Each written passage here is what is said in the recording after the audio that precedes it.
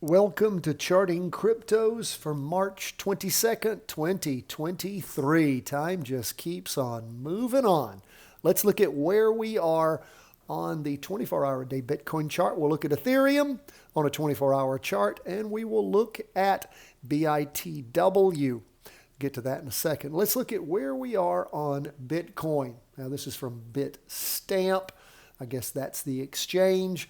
Of course, we can see where Bitcoin moved down, sideways, down a little bit, sideways, down, sideways, popped up, and then above the 30 EMA, that's the 30-week exponential moving average, started to descend down some. We'll stretch this out a little bit so you can see it a little better. Back on the week beginning the 6th of March, and then turned back around, accelerated up last week, and looks like it's reaching, let's see what the high was last week. It was 28,474 this week, 28,936. So it has hit a higher high. But we see 3 days in, the volume, well, it's about, maybe it's back online to be about where it is, maybe above average volume in the end. But what do we see happening? Well, we can see over the last 6 days, we can see where things peaked. I'm sorry. This is the 24-hour a day chart. So it's literally 6 days, weekend included. So we can see on the Saturday, Sunday, where it peaked, slid sideways, popped up a little higher today, but then pulled back. We can see on this 95-minute chart that, again, spinning top and then this down move in the afternoon, down 2.67%. What are we waiting for on Bitcoin? Well, we're waiting to have a chart that is decently reliable when it comes to being able to see turnarounds and ride them up and have them last long enough to be able to do something with them. And you can see, but for shorting Bitcoin here and here since November, we've really not had much of an opportunity. We do see where it popped up and then it just sort of slid along and then down some and then popped up again with down candles for 2 weeks, a spinning doji here with red volume. I mean, again, we want something that we can actually watch and trade. So again, we want to take the gambling out of it. We don't have that yet in Bitcoin. Hopefully, things will stabilize, but in this crazy world with inflation, war, China and Russia getting together, you just start going through everything, banking crisis. I mean, again, things are very, very difficult. And then Fed movement, what they're doing. So again, maybe that bodes well for Bitcoin, but we want to be able to track that. Now, we've moved on to Ethereum here. And again, Ethereum, a little bit more trackable perhaps. But again, difficulty here with these pullbacks. And we want nice, smooth movement. So we're not seeing that yet. We have seen price move above the 30 EMA and also on the back on Bitcoin, move above the 30 EMA. Again, nice to see it moving away from that. Hopefully that will happen. We, of course, could put some potential ceilings in here to see how high it might go. You can notice if you tried to tie some of this stuff together, might get a trend line, be hard to get much of one here. Maybe higher highs. I don't know. But we'll continue to watch, wait and see, and hope that things will get straightened out in the crypto space. Now, where are we? Oh, and of course, we have the aftermath of FTX also. Now, we look at BITW. That is an ETF that tracks the top 10 cryptocurrencies. We look at it every week. We can see that it's pushing up on the, the 30-period EMA on the weekly chart. Hasn't moved above it yet.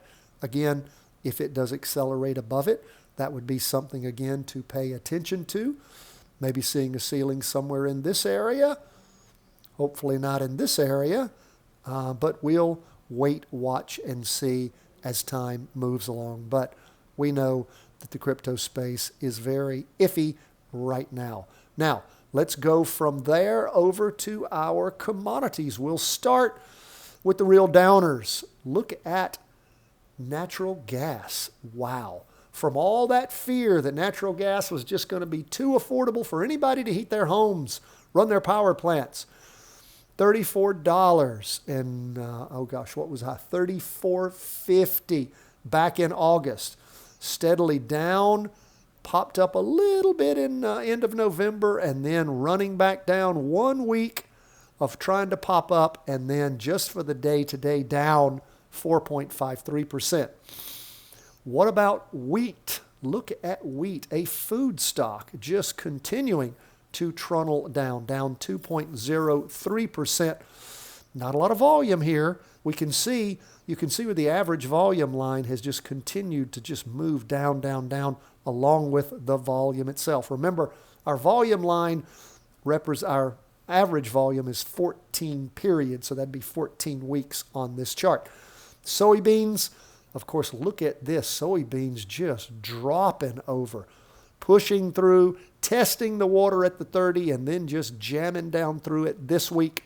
So again, feedstocks and humans eat that, but again, not much interest. What's that telling you about where things might be going? Coffee had started to move up, but starting in late February, moving down below the 30 EMA. Corn, down a little bit for the day, but look at where corn pushed through back on the 21st week, beginning the 21st of February, pushed through that 30 EMA and just hammering down, although a little bit sideways for these last 3 weeks.